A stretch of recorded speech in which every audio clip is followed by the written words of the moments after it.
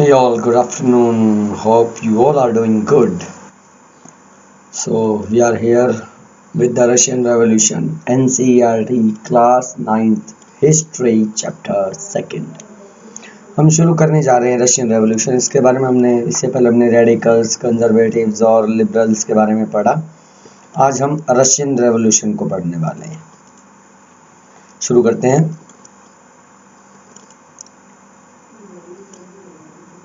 The introduction. In the least industrialized states of Europe, the situation began to change. जहाँ जहाँ Europe के industrial states थे वहाँ पे जो सिचुएशन थी वो शुरू हो गई थी क्या चेंज होनी। The socialist took over government in Russia, और रशिया में किसका राज आ गया था? सोशलिस्ट का राज आ गया था, समाजवादियों का राज आ गया था। Through the October revolution of 1917, और कैसे आया? 1917 में अक्टूबर रेवोल्यूशन हुई थी, उससे आया। The fall of monarchy in February 1917 and the event of October are normally called Russian revolution. तो एक नंबर का क्वेश्चन आपसे पूछा जा सकता है। उस एक नंबर के क्वेश्चन में आपको क्या जवाब देना है? द फॉल ऑफ मोनार्की मतलब राजा की सत्ता का अंत। कब? फरवरी 1917 में। ओके, और उसके बाद जो इवेंट अक्टूबर में शुरू हुए उनको नाम दिया गया Russian revolution. How did this come about? What are the social, political and conditions in Russia then?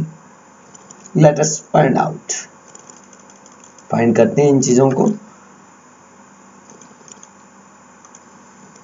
Now Russian Empire in 1914. 1914 में रशिया का जो साम्राज्य था वो कैसा था? 1914 जार, नोट TSAR, इसमें T साइलेंट है, ओके।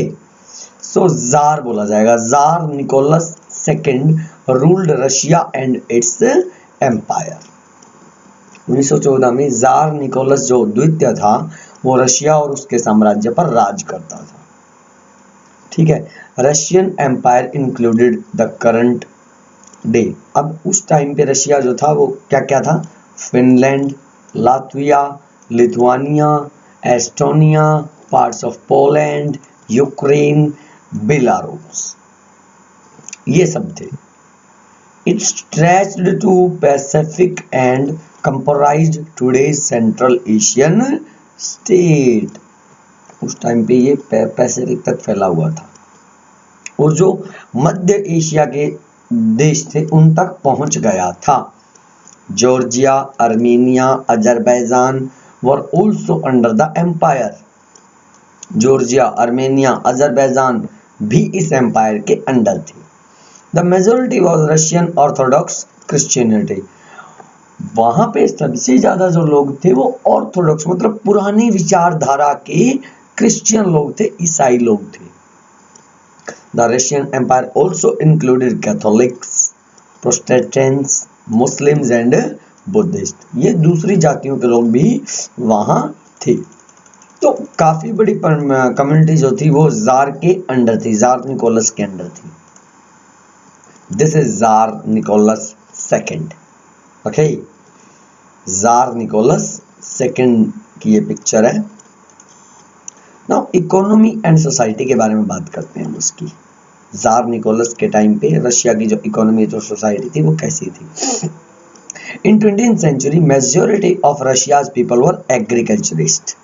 20वीं शताब्दी में रशिया के लोगों का मुख्य पेशा जो था वो कृषि था, खेतीबाड़ी था। ठीक है। About 80% of Russians empire population earned their living from agriculture. Russia की 85% जनसंख्या जो थी, पॉपुलेशन, वो कृषि के सहारे अपना जीवन यापन करती थी। France and German proportion was between 40 and 50%. France और जर्मनी का जो प्रोपोर्शन था एग्रीकल्चर पे, फ्रांस का तो था 40% और जर्मनी का पोर्शन था 50%। मतलब रशिया के 85% लोग कृषि पे डिपेंड थे, जबकि जर्मनी में 40% और फ्रांस में 40 और जर्मनी में 50%। Russia was a major exporter of गेहूं, और उस टाइम पर रशिया जो था वो बहुत बड़ा निर्यातक था गेहूं का। Industries were also developing, Saint Petersburg and Moscow were leading industrial areas. Industry भी डेवलप कर रही थी उस टाइम पे। सेंट पीटर्सबर्ग जो था रशिया का और मॉस्को जो थे वो मुख्य रूप से औद्योगिक क्षेत्र थे रशिया के। क्राफ्ट्समैन मतलब जो कलाकार जो थे, क्राफ्ट जो हस्तकला जिसको बोलते हैं हम, undertook much of the production but large factories existed alongside craft workshop। हथकरघा उद्योग जो था वो था, मगर उसके साथ साथ बड़ी जो इंडस्ट्रीज थी उनके अंदर भी क्राफ्ट की वर्कशॉप आने लग गई। Foreign investment in the industry increased after extension of Russia's railway in 1890। जैसे ही रशिया में रेल लाइनों का विस्तार हुआ, फॉरेन इन्वेस्टमेंट शुरू हो गया। मतलब विदेश के जो देश थे, पूरी दुनिया के जो देश थे, वो रशिया में जाके अपना काम धंधा शुरू करने लग गए।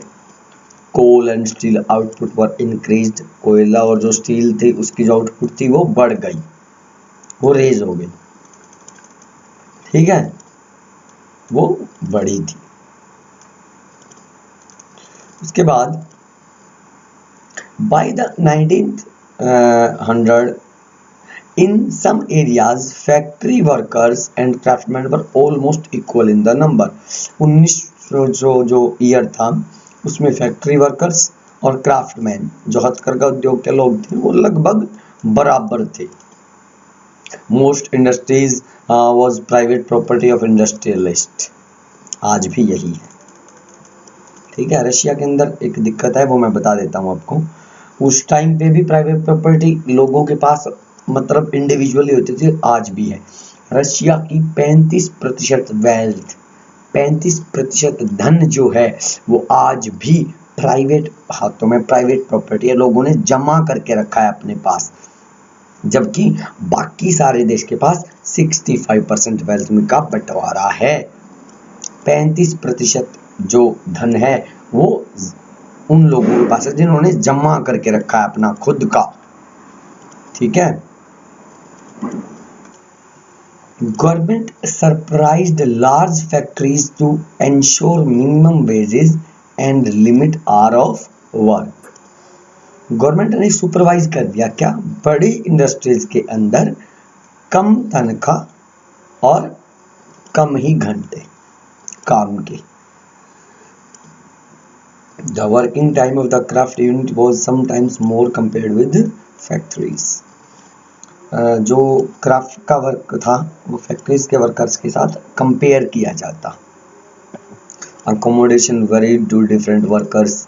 जो अकोमोडेशन थी, जो रहने का प्रबंध था, वो लोगों के लिए, जो वर्कर्स थे, कामगार थे, उनके लिए कर दिया गया है, ठीक है, कर दिया गया, सॉरी छाले हो रहे हैं, थोड़े से दिक्कत हो रही है बोलने में। Workers were divided into social groups and some had strong links for their village।